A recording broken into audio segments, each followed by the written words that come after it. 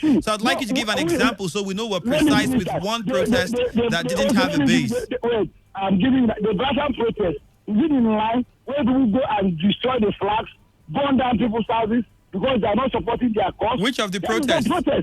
In Nigeria? The Biafra people. Yes, in Nigeria, yeah. Okay. In Port Harcourt, we saw it. Biafra people. Yes, let me give you another one. Hold up. You can't say that the Biafra protest, all right, you're saying the Biafra protest had no base. It had a base. They want secession.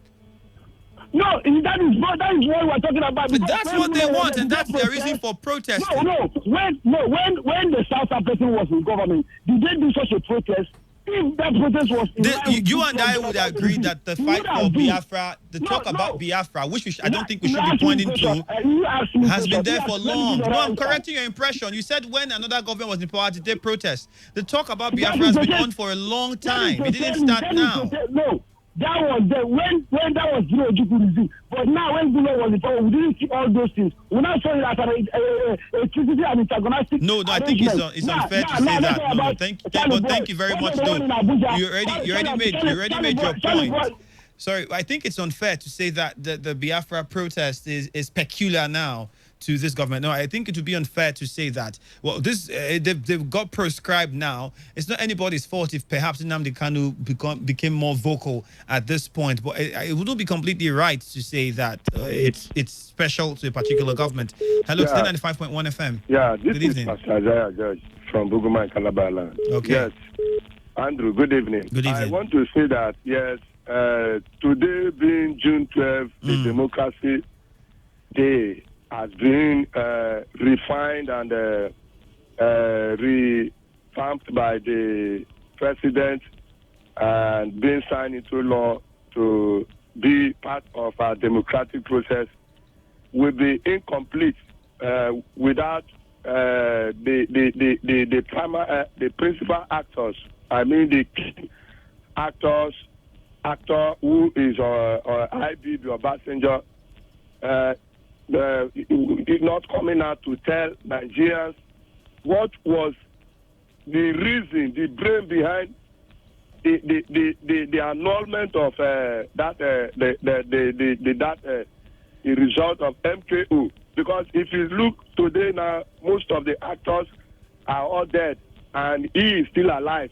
He's the king actor who actually was in power, military president who actually annulled that election. Is still alive. I'm telling you that this day will be incomplete without him coming out before he will breathe his last breath. If he did not come out to tell Nigeria.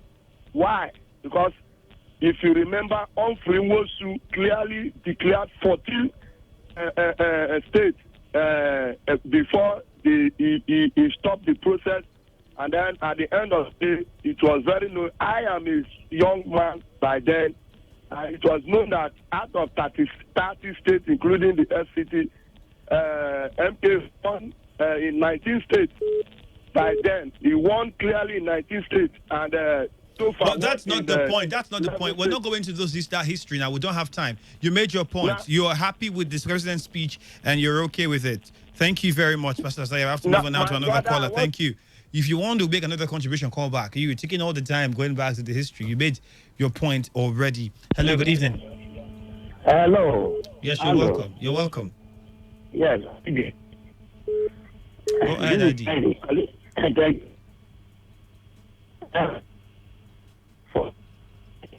Hello. Hello. Yes, we can hear you. Are you with me? Yes, go ahead. Mr. President's speech is what I'm now. Mr. is recognizing June 12th because of the issue of what? Unity. Do you have that speech? Now, if the purpose is for unity, then I should remind Mr. President that Ken Saro-Wiwa died for the fundamental human rights. He advocated for the fundamental human rights and the marginalization of the Niger Delta region, and he was killed by the military junta. And up to this very moment, there was no actual reason given by the military. Is that not a person to be recognized by Nigeria in the purpose of unity? Now, when you talk about purpose of unity, The Igbos are being marginalized right from the very first day he entered into office. Has been marginalized, both appointment and so forth. In order to keep Nigerians in a unified form, is it not right for him to appoint an Igbo son to head one of the security apparatus of this country?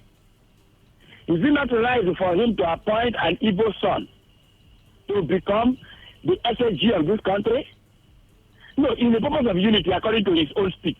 So when it comes to the Southwest, it is the purpose of unity. But when it comes to this side, it's not the purpose of unity. And for the mistake that some persons make to say the Igbos put their whole eggs in one basket, that is pure lie. Rosa Zokrosa is coming from the APC as a senator. Oji Zokalo is coming from the APC as a senator.